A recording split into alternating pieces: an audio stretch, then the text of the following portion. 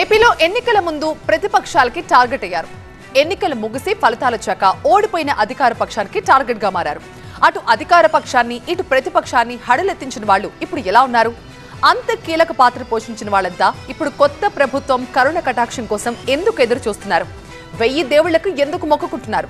అధికార పార్టీ నేతల చుట్టూ ప్రదక్షిణలు ఎందుకు చేస్తున్నారు? ఇంతకీ వాళ్ళెవరు?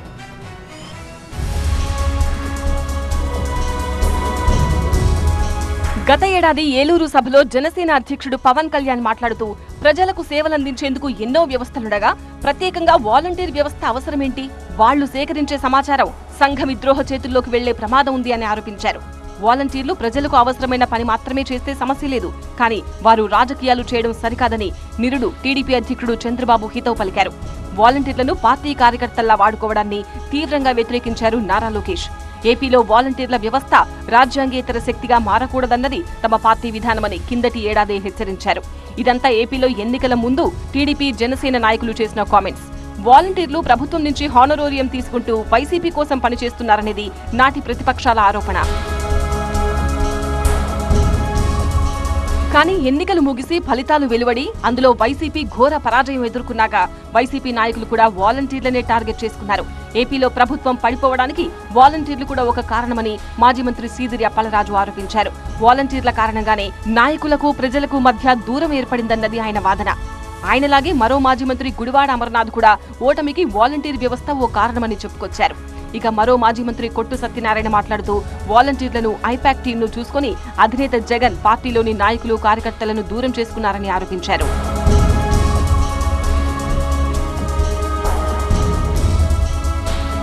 ఐరనీ అంటే ఇదే. అదేనండి విచిత్రం. వైసీపీ గెలుపు కోసం వాలంటీర్లు పనిచేస్తున్నారని ఎన్నికల ముందు టీడీపీ ఆరోపిస్తే తమ పరాజయానికి వాలంటీర్ల వ్యవస్థను కారణంగా చూపుతున్నారు వైసీపీ నాయకులు. అసలు ఏం జరిగిందో ఎవరికీ తెలీదు. పార్టీల గెలుపోటములకు వాలంటీర్లు ఎంతవరకు బాధ్యులో ఎవరూ తేల్చలేరు. కానీ అటు ఇటు నిందలు మాత్రం మోయాల్సొచ్చింది వాలంటీర్లే. అది పక్కన పెడితే వారికి ఇప్పుడు భుక్తి సమస్య ఏర్పడింది. గత ప్రభుత్వ హయాంలో తక్కువ వేతనం తీసుకున్నప్పటికీ ఎంతో పనిభారాన్ని నెత్తినెత్తుకున్నారు. ప్రభుత్వ పథకాలను ఇంటింటికి చేర్చారు. అయినా వాలంటీర్ల వ్యవస్థ ఏర్పాటైనప్పటి నుంచి విమర్శలు ఎదుర్కొంటూనే ఉన్నారు. ఏపీ ప్రభుత్వం లెక్కల ప్రకారం రాష్ట్రంలో మొత్తం వాలంటీర్ల సంఖ్య 2.66 లక్షలు. 2019 ఆగస్టులో నెలకు 5,000 రూపాయల గౌరవ వేతనంతో వీరిని ప్రభుత్వం నియమించింది. ఇది సేవాభావంతో చేసే పని అని, దీన్ని ప్రభుత్వ ఉద్యోగంగా చూడరాదని అప్పుడే ప్రభుత్వం స్పష్టం చేసింది. సామాజిక పెన్షన్లు, ప్రభుత్వ పథకాల ప్రచారం, రేషన్ సరుకుల సమాచారం ఇవ్వడం వంటి పనులు వాలంటీర్లు చేసేవారు. అయితే 2024 ఎన్నికల సమయంలో పెన్షన్ల పంపిణీకి వాలంటీర్లను ఉపయోగించడం నిబంధనలకు విరుద్ధమని భావించి ఎన్నికల సంఘం అనుమతించలేదు. అదే సమయంలో కొందరు వాలంటీర్లు ఎన్నికల ప్రచారంలో పాల్గొనడం, వాటి తాలూకు ఫోటోలు, వీడియోలు సోషల్ మీడియాలో వైరల్ కావడంతో బాధితులను ప్రభుత్వం విధుల నుంచి తప్పించింది. దీంతో పాటు మరికొందరు వాలంటీర్లు స్వచ్ఛందంగా రాజీనామా చేసి ప్రచారంలో పాల్గొన్నారు. చాలా మంది ఎన్నికల ప్రచారానికి దూరంగా ఉండిపోయారు. కొన్ని చోట్ల వైసీపీ నాయకులు వాలంటీర్ల చేత బలవంతంగా ఉద్యోగాలు మాన్పించారు. ఎన్నికలు ముగిసి కొత్త ప్రభుత్వం రావడంతో ఇప్పుడు పని మానేసిన వాలంటీర్లంతా ఆందోళన చెందుతున్నారు. తమను పని నుంచి తప్పించిన వారిపై కోపానికొస్తున్నారు. కొన్ని చోట్ల పోలీస్ కేసులు పెడుతున్నారు. కొడాలి నానితో పాటు మరికొందరు వైసీపీ నేతలపై రాష్ట్రంలో పలు చోట్ల కేసులు నమోదు చేశారు వాలంటీర్లు. రాజీనామా చేస్తే మీకు శాలరీ ఇస్తాము, తర్వాత మన పార్టీ వస్తుంది, మిమ్మల్ని తీసుకుంటాము అన్నారండి.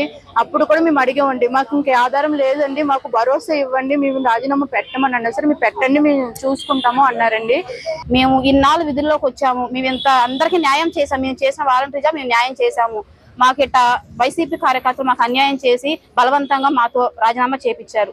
దానికోసం అని చెప్పి ఈ రోజు మేము గౌరవనీయులైన ముఖ్యమంత్రి అయిన నారా చంద్రబాబు గారు ఒకటే చెప్పదలుచున్నామండి.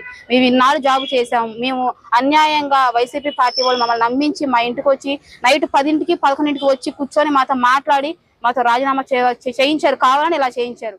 పని మానేసిన వాలంటీర్లను మళ్లీ పనిలోకి తీసుకోవాలంటే కొత్త ప్రభుత్వం నిర్ణయం తీసుకోవాల్సి ఉంటుంది.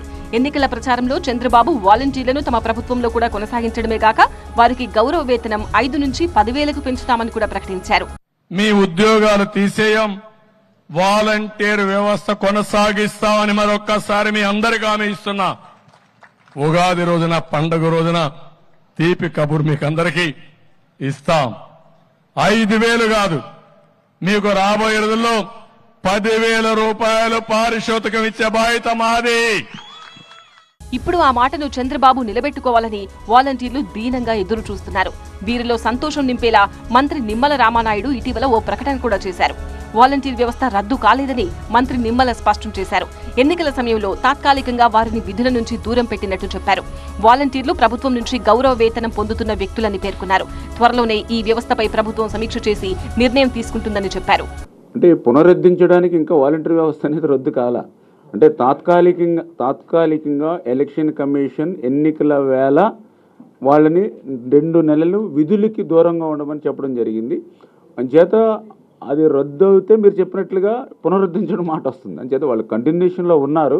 అయితే మేము మాత్రం ఆ రోజు ఒక మాట ఇచ్చాము, వ్యవస్థను కొనసాగిస్తాము, అదేవిధంగా ఇంటింటికి పింఛన్లు అందజేస్తామని చెప్పాం.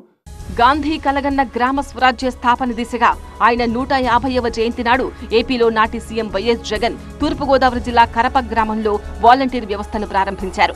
నాటి నుంచి చురుగ్గా పనిచేస్తూ రాష్ట్రంలోని 1.4 కోట్ల కుటుంబాలకు చేరువయ్యారు వాలంటీర్లు. ఇక వారి పనితనం ఎలాంటిదో చెప్పడానికి కరోనా సమయంలో వారు చేసిన సేవ ఒక్కటి చాలు. అయితే ఏ వ్యవస్థనైనా పటిష్టంగా అమలు చేయడంలోనే దాని విజయం దాగుంటుంది.